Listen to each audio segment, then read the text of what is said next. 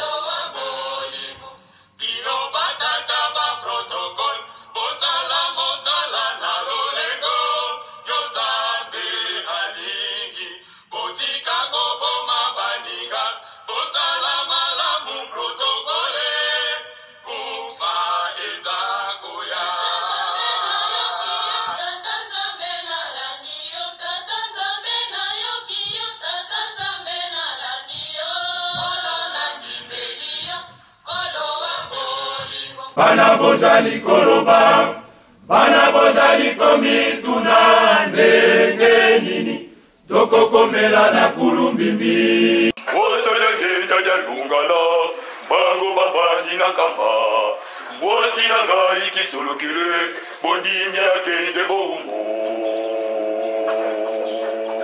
Nasimbi fimbo libende.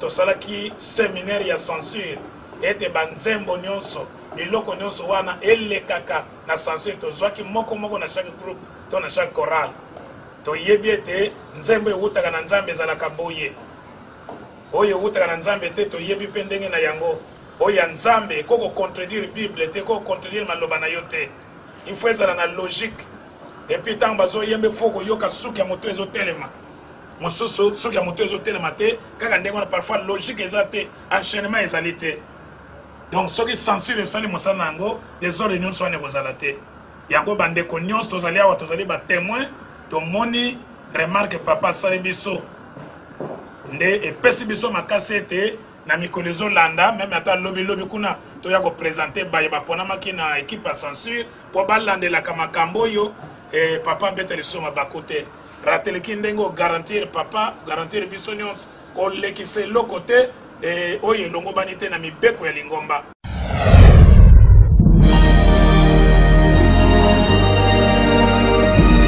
La vérité, écoutez Kalabele, la vérité. Les mensonges resteront toujours les mensonges. Tozaleko Kende, qui vivent solo, écoutez Kalabele solo.